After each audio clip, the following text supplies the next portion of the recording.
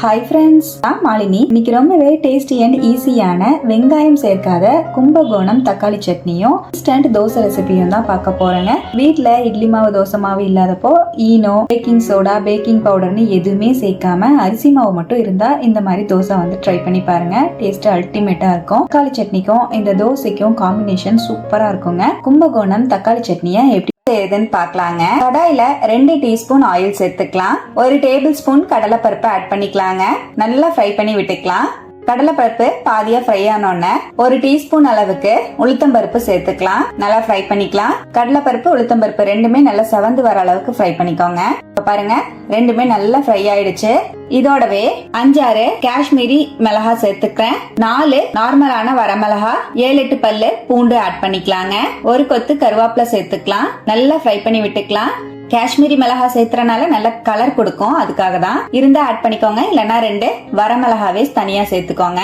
4 தக்காளி பழத்தை இந்த மாதிரி கட் பண்ணி சேர்த்துக்கலாங்க. 1 டீஸ்பூன் ஜீரகம் ஆட் பண்ணிக்கலாம். 1 டீஸ்பூன் உப்பு சேர்த்துக்கலாம். நல்லா மிக்ஸ் பண்ணிக்கலாங்க. தக்காளி நல்லா சாஃப்ட் ஆகணும், அந்த அளவுக்கு வதக்கிக்கோங்க. பாருங்க, தக்காளில இருந்து நல்லா தண்ணி விட ஆரம்பிச்சிருச்சு. இதோடவே சின்னதா ஒரு துண்டு புளி சேர்த்துக்கலாங்க. புளி ரொம்ப கம்மியா தான் சேர்த்திருக்கேன். நல்லா மிக்ஸ் பண்ணிக்கலாம். மீடியம் ஃபிளேம்லயே ஒரு 2 நிமிஷம் வதக்கி விடுங்க. பாருங்க, தக்காளி எல்லாம் நல்லா சாஃப்ட் ஆயிடுச்சு.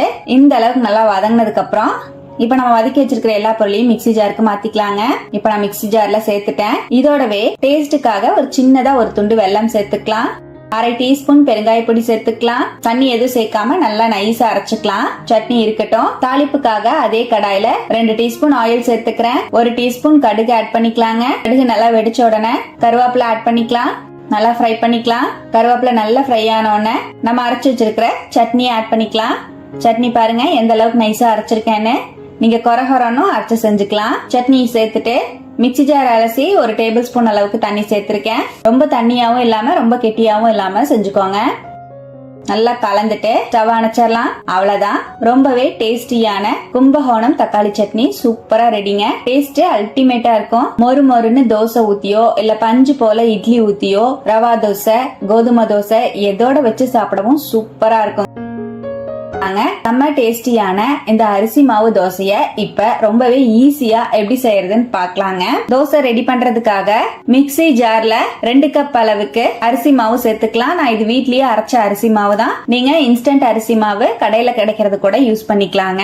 அரிசி மாவு எப்படி ரெடி பண்றதுன்னு வீடியோ வந்து கொடுத்திருக்கேங்க. டிஸ்கிரிப்ஷன்ல லிங்க் கொடுக்கறேன், செக் பண்ணி பாருங்க. மெஷர்மெண்ட் கப்ல 2 கப் அளவுக்கு அரிசி மாவை சேர்த்துட்டேன். 2.5 கப் அளவுக்கு தண்ணி சேர்த்துக்கலாம். ஒரு வாட்டி நல்லா அரைச்சு எடுத்துட்டு வந்துடலாங்க. நீங்க பாத்திரத்துல சேர்த்து கரைச்சு கூட எடுத்துக்கலாம். ஆனா நம்ம கரைக்கும் போது கட்டி கட்டியா இருக்கிற மாதிரி இருக்கும். அதனால மிக்ஸில ஒரு ஓட்டி எடுத்துட்டோம்னா நல்லா நைஸா வந்து நமக்கு கிரைண்ட் ஆயிருங்க. இப்ப மாவை நல்லா அரைச்சிட்டேன் பாருங்க. இதை அப்படியே மிக்சிங் பவுலுக்கு மாத்திட்டு இதோடவே 1/2 டீஸ்பூன் உப்பு சேர்த்துக்கலாம். 1/2 டீஸ்பூன் ஜீரகம் ஆட் பண்ணிக்கலாம். 1/2 டீஸ்பூன் மிளகுத்தூள் சேர்த்துக்கலாம்.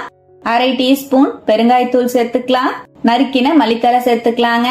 ஒரு மீடியம் சைஸ் கேரட்டை துருவி ஆட் பண்ணிக்கலாம். 2 பச்சை மிளகாவை பொடியா நறுக்கி சேர்த்துக்கலாம். ஒரு பெரிய வெங்காயத்தை நல்ல பொடியா நறுக்கி சேர்த்துக்கலாம். ஒரு கொத்து கருவேப்பிலைய நல்ல பொடியா நறுக்கி சேர்த்துக்கலாம். நல்லா மிக்ஸ் பண்ணி விட்டுக்கலாங்க. நல்லா இந்த மாதிரி கலந்துட்டு பேட்டரோட கன்சிஸ்டன்சி பாருங்க, இந்த மாதிரி இருக்கிற மாதிரி பாத்துக்கோங்க. நமக்கு தண்ணியா தான் இருக்கணும், ரொம்ப கெட்டியா இருக்க கூடாது. இப்ப நம்ம தோசை மாவு ரெடி ஆயிடுச்சுங்க. இதை நம்ம ரெஸ்ட் விடணும்ல அவசியம் கிடையாது. ரெடி பண்ண உடனேயே நம்ம தோசை ஊத்தலாங்க. நான் இதுல பேக்கிங் சோடா, ஈனோன்னு எதுவுமே கலக்கல. இப்ப நம்ம தோசை ஊத்திக்கலாம். தோசைக்கல் நல்லா சூடா இருக்கு. நல்லா எண்ணெய் தடவி விட்டுட்டு 1.5 கரண்டி மாவு அப்படியே தூக்கி ஊத்திக்கலாங்க. நம்ம ரவா தோசைக்கெல்லாம் எப்படி வந்து தூக்கி ஊத்துவோமோ அது போல தூக்கி ஊத்திக்கலாம். ஊத்திட்டு தேவையான அளவுக்கு ஆயில் சேர்த்துக்கலாம். 1 நிமிஷம் அப்படியே மூடி வச்சுக்கலாங்க. ஓபன் பண்ணி 1 நிமிஷம் அப்படியே வேக விட்டுக்கலாம். 1 நிமிஷம் மூடி வச்சும் 1 நிமிஷம் ஓபன்லயும் வச்சு வேக வச்சுக்கோங்க. தோசை நல்லா முருகலா வெந்துரும். இப்ப பாருங்க, நம்ம தோசை வந்து வெந்துருச்சு. நம்ம பாக்குறதுக்கு ரவா தோசை மாதிரியே இருக்கும். டேஸ்டும் ரொம்ப சூப்பரா இருக்குங்க. ரவை, கோதுமை மாவு, மைதா மாவுன்னு எதுவுமே யூஸ் பண்ணல. அரிசி மாவு மட்டும் தான் யூஸ் பண்ணிருக்கோம். இன்ஸ்டன்டா டக்குன்னு தோசை ஊத்திடலாங்க. இப்ப தோசை நல்லா வெந்துருச்சு. ஒரு சைடு அப்படியே திருப்பி போட்டுக்கலாம்.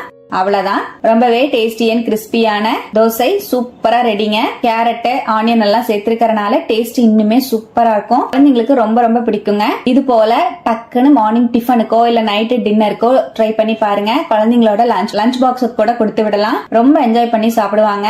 தக்காளி சட்னி, கார சட்னி, தேங்காய் சட்னியோட எல்லாம் வச்சு சாப்பிட அல்டிமேட்டா இருக்கும். டேஸ்டியான இந்த அரிசி மாவு தோசையை நீங்களும் ட்ரை பண்ணி பாருங்க. ட்ரை பண்ணி பார்த்துட்டு எப்படி வந்ததுன்னு கமெண்ட்ல மறக்காம என் கூட ஷேர் பண்ணிக்கோங்க. நம்ம சேனலை இப்பதான் ஃபர்ஸ்ட் டைம் பாக்குறீங்கன்னா சப்ஸ்கிரைப் பண்ணி பக்கத்துல இருக்க பெல் ஐகானை பிரஸ் பண்ணி வச்சுக்கோங்க. லைக் பண்ணிக்கோங்க. ஃப்ரெண்ட்ஸ் அண்ட் ஃபேமிலியோட ஷேர் பண்ண மறந்துடாதீங்க ஃப்ரெண்ட்ஸ். தேங்க்யூ.